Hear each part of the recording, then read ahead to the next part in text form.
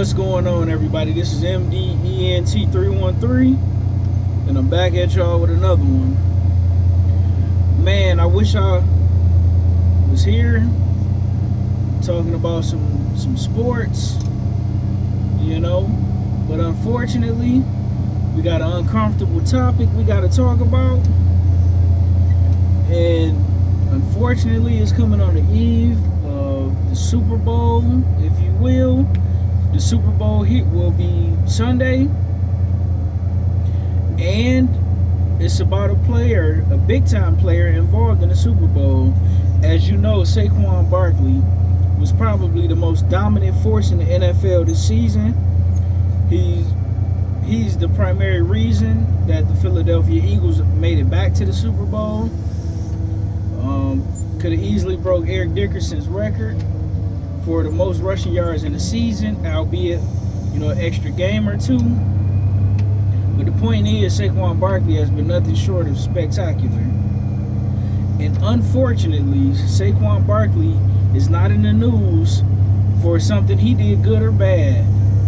Unfortunately, he's in the news because his girlfriend, soon-to-be wife, his fiance, soon-to-be wife, they dug up some old tweets and they uncovered she went on, singing a song using the N-word.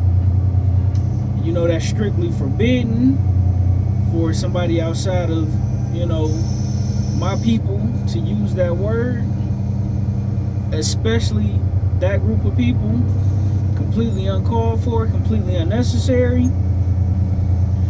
And I remember when comedian Kevin Hart, he was supposed to host either the Grammys or the Oscars. I can't remember which one, but I remember he was supposed to host one of them, and what ultimately happened, he was caught making, he was just joking quite naturally, right? He didn't mean no harm by it, but he was making some, homophobic jokes and things of that nature. But what ultimately happened was Kevin Hart was banned from hosting either one of those particular events.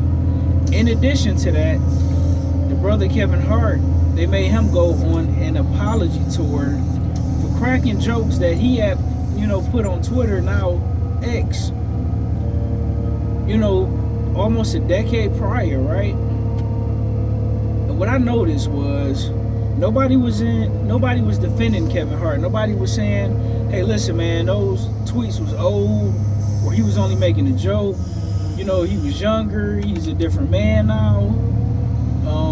Listen, we shouldn't hold something that somebody did, years prior against them. I noticed that, right?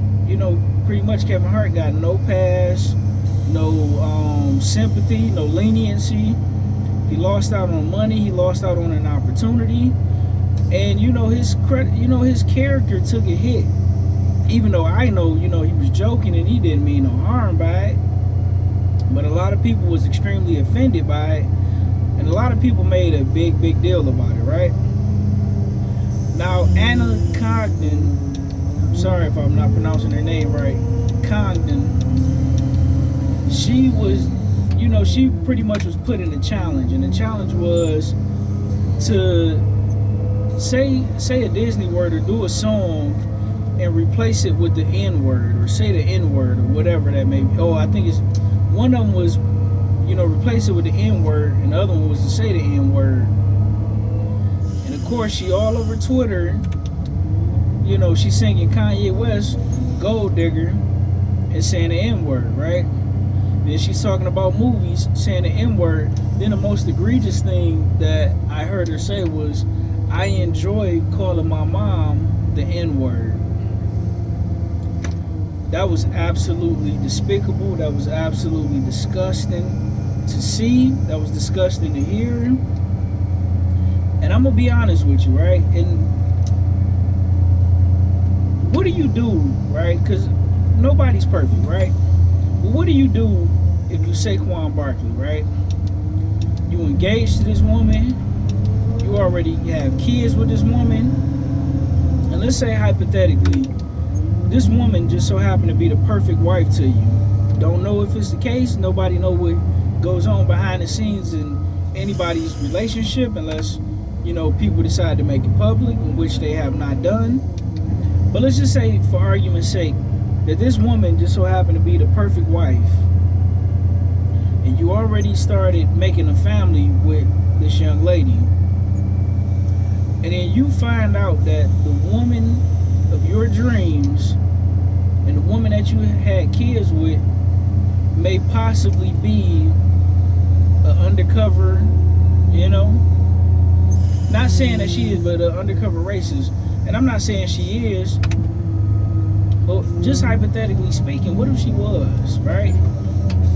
Now, in the back of your mind, you like, damn, if I get out this relationship, I'm gonna look like a deadbeat, and I'm gonna look like a deadbeat, and then my kids, who are half and half, is she gonna be mistreating my children? You know what I mean? Is she gonna be saying all type of sick things to them, even though these are her children, and she may not, right? Or do you forgive her and say, you know what? She was younger, she shouldn't have said that. She did some things that she shouldn't have done because she was immature, she was childish. Do you overlook it and forgive her and say, you know what? I'm gonna give you a pass on this one. Don't let me catch you saying it again. Because if I catch you saying it again, then the situation is over with. And listen, we all do things when we're younger. We all do things that we're not proud of. That if you dig in anybody's past, mine or anybody else's, we all got something in our past that we're not proud of, right? Especially when you're talking about high school, right? But anywhere in the past, right? Even being grown, I could look back 10 years ago and see some things, that I'm not proud of, or talk about things that I'm not, that I'm not proud of. But man, that's a tough situation, because best case scenario for Saquan Barkley and those children, that, she was just childish, she was engaged in a game that she shouldn't have been engaged in, and we could chalk it up to immaturity and being goofy, right? But worst case scenario, that she's an undercover racist, right? And I hope that's not the case for the brother Saquan. I hope that's not the case for those children, and I hope that's not the case for the young lady. But man, that's a tough situation. And what's even worse about it is, it couldn't have come up at a worse time, right? And listen, the reason why it couldn't have come up at a worse time is because now, the media, they're not going to be mature and respectful and ask these questions of Saquon Barkley. They're not going to ask these questions to him after the Super Bowl. Good and well, they're going to ask this man, how do he feel about those tweets? All leading up to the Super Bowl. So now it's going to become a distraction to him. It's going to become a distraction to the teammates.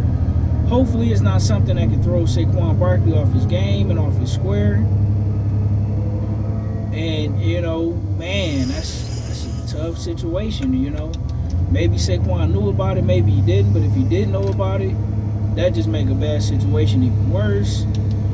But, man, I hope for everybody involved, Saquon and his family and the young lady, that, it was just a challenge and they didn't mean anything by it. And, they can move forward with their life, and, that's, they going to be married until, the sun burn out. But let me know what you guys think about this unfortunate news. Are we too sensitive as a society? Should we give people a pass, for something that they did in the past, and, forgive people and look the other way? Or should we hold people's feet to the fire for what they've done in the past, right? But just remember, if we decide to hold people accountable in the present for things that they've done in their past, remember, me, you, and anybody else, if anybody goes searching hard enough, they can find dirt on any of us. Let me know what you think in the comment section. Like, share, and subscribe. Let's talk about it.